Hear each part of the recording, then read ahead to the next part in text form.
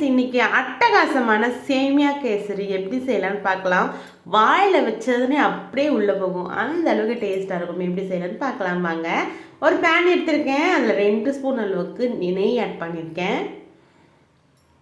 இதில் nuts add பண்ணிக்கலாம். நான் வந்து இன்றைக்கி முந்திரி பருப்பு மட்டும்தான் ஆட் பண்ணியிருக்கேன். இதை நம்ம வறுத்து எடுத்துக்கலாம். இது வறுத்துட்டு கொஞ்சம் பக்கமாக எடுத்து வச்சிடலாம். ப்ரௌன் கலர் ஆகட்டும். பாருங்கள், நல்லா வறுபட்டுடுச்சு. இதை அப்படியே நம்ம ஒரு பிளேட்டை ட்ரான்ஸ்ஃபர் பண்ணிக்கலாம். அதே நெய்யில் நம்ம எடுத்து வச்சுருக்க 1 கப் அளவுக்கு சேமியாவை ஆட் பண்ணிக்கலாம். ஆட் பண்ணிவிட்டு இதையும் வந்து நம்ம நல்லா வறுத்து எடுத்துக்க போகிறோம். பொன் நிறம் ஆகிற அளவுக்கு வறுத்து எடுத்துக்கணும், அப்போ தான் நல்லாயிருக்கும்.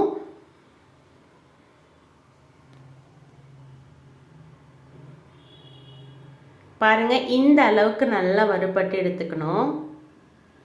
கலர் எல்லாம் சேஞ்ச் ஆகணும். இப்போது 1 கப் அளவுக்கு நான் வந்து 2 கப் அளவுக்கு பால் ஆட் பண்ணியிருக்கேன். இந்த பால்லே வந்து இந்த சேமியா நல்லா வெந்துடும். அதனால் 2 கப் அளவுக்கு பால் ஆட் பண்ணியிருக்கேன்.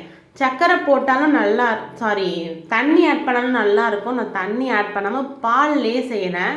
டேஸ்ட் இன்னும் கூடுதலாக இருக்கும். அதனால் பாருங்கள், நல்லா வந்து அந்த பாலெல்லாம் அந்த சேமியா இழுத்து ஓரளவுக்கு சுண்டிருக்கு. இது நல்லா வேகட்டும். பாருங்கள், நம்ம அழுத்தி பார்த்தாலே தெரியும் சேமியா நல்லா வெந்திருக்கும். இப்போ நம்ம ஃபுட் கலர் ஆட் பண்ணிக்கலாம். நான் எல்லோ கலர் தான் ஆட் பண்ணியிருக்கேன். அதுக்கப்புறமா பாலெல்லாம் நல்லா சுண்டினதுக்கப்புறமா சர்க்கரையை ஆட் பண்ணிக்கலாம். பாலோடு ஆட் பண்ணும்போது சர்க்கரையும் போடும்போது இன்னும் தலைன்னு தண்ணியாக பாயாசம் மாதிரி ஆகிடும்.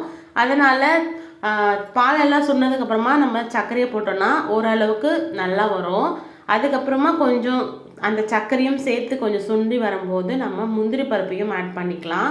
அவ்வளோதான். பாருங்கள், சூப்பரான சேமியா கேசரி ரெடி ஆகிடுச்சு. வாயில் வச்சதும் அப்படியே உள்ளே போயிடும். இந்த வீடியோ உங்களுக்கு பிடிச்சதை மறக்காமல் லைக் பண்ணுங்கள்.